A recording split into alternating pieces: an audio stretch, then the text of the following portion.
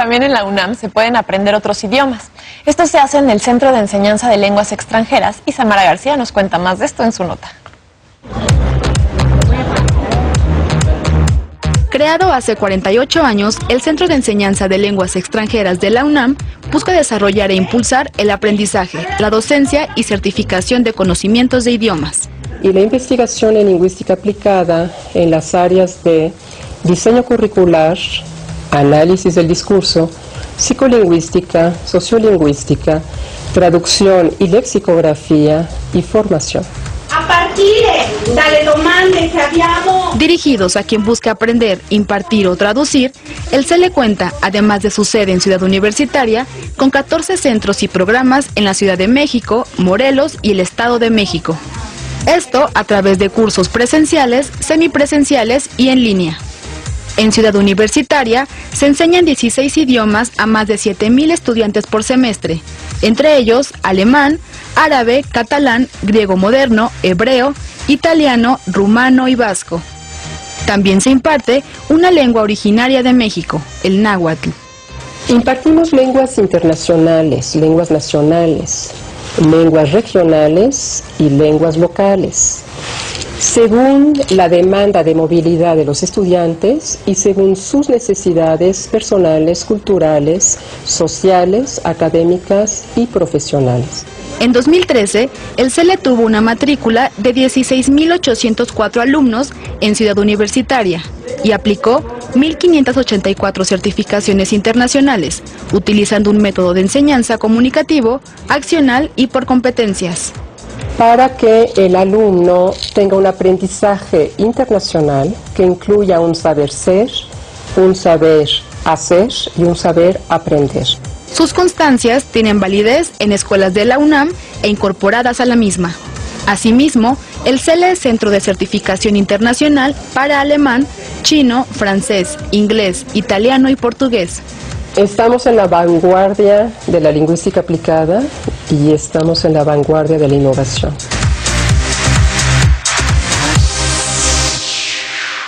Y para saber más sobre lenguas extranjeras, tenemos la suerte de tener con nosotras a las maestras Victoria Nistor, que enseña ruso en el CELE, y a Jenny Acosta, que enseña chino. Buenas noches, bienvenidas. Buenas noches. Oiga, los idiomas que ustedes enseñan no son nada sencillos. ¿Cómo dan la primera clase? Cuando llegan los alumnos, ¿qué es lo primero que van a enseñar?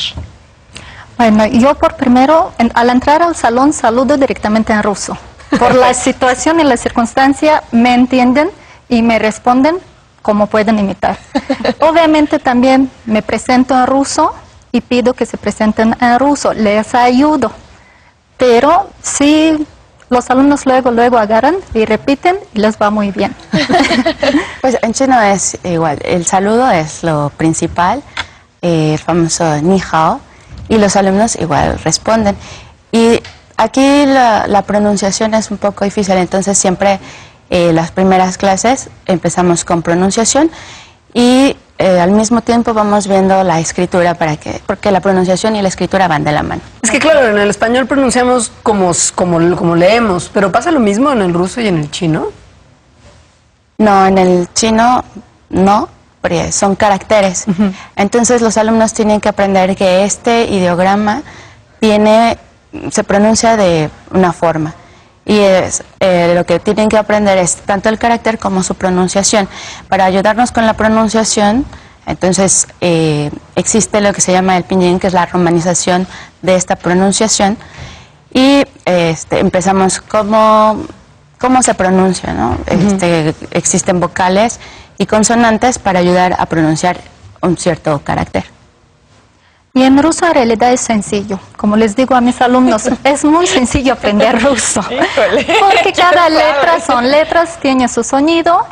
Aunque si me permiten, les voy a demostrar. El alumno principiante sí tiene un reto al inicio de reconocer, aprender el alfabeto tanto impreso de las publicaciones, libros, revistas, como la letra manuscrita. Porque al aprender uno, a lo mejor sabrán leer, entender, comunicarse, pero a la hora que tendrán una comunicación por escrito, todos los rusos escriben con manuscrita. Y hay letras que se parecen de molde y manuscrita, y habrá letras como la T, que no se parecen mucho, entonces tienen que aprender esto. Aparte hay unos amigos falsos. Si comparamos con el español, ¿esta qué letra sería en español? Es una M y es una T. ¿O esta qué letra es? P. R.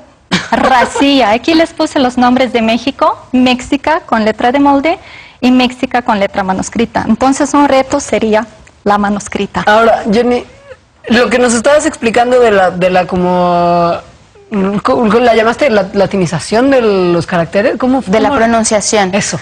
Entonces, bueno, además también el chino tiene 4 tonos que los tenemos aquí y es lo primero que vemos, cómo se pronuncian los tonos. El primer tono es el más alto y es A.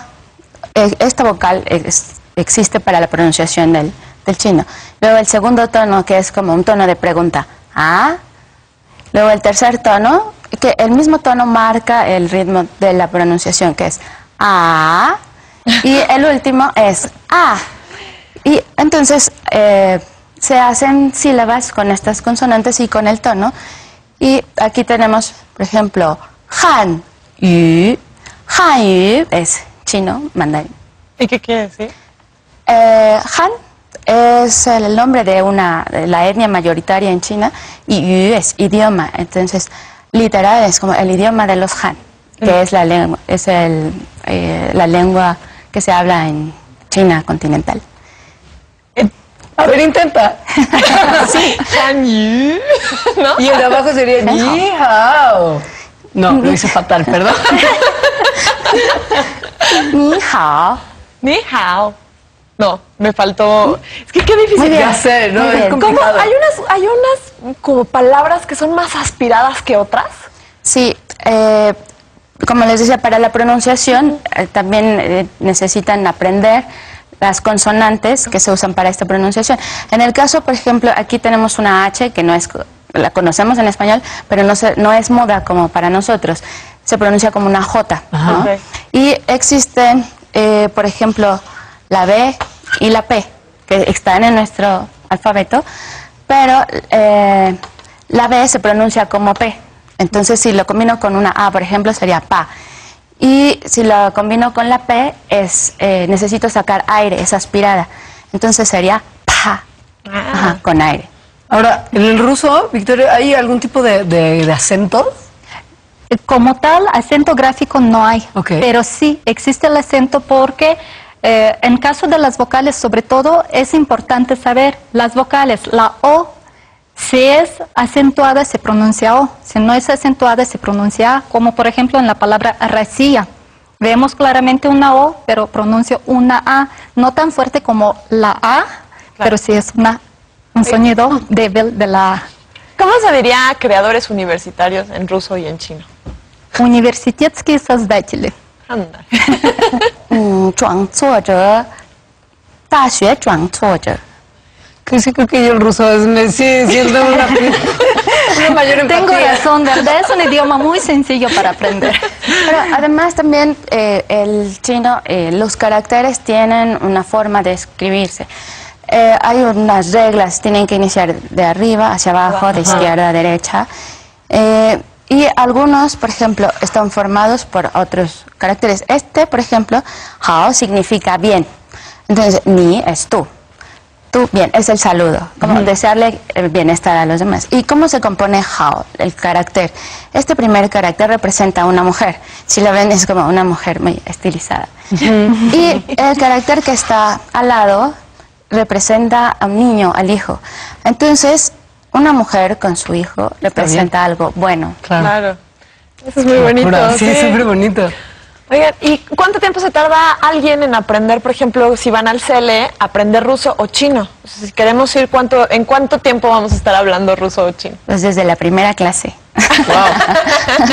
Pero los cursos que tenemos son de 3 años, son 6 semestres. Pues muchas gracias por venir, de verdad. Me siento un poco intimidada con tantas diferencias, pero como muy interesada. Pues los invitamos a... Sí, claro. Sean bienvenidas al CELE, Sí. al ruso, al chino, lo que más les guste o las dos. Muchas gracias. Muchas gracias. Gracias. Wow. Gracias. Hablando de idiomas y culturas extranjeras, en el Museo de Antropología se está presentando la exposición cerámica que tiene vasijas de la antigua Grecia. Alejandra González ya la vio y nos trajo esta nota. Como resultado de un intercambio entre Francia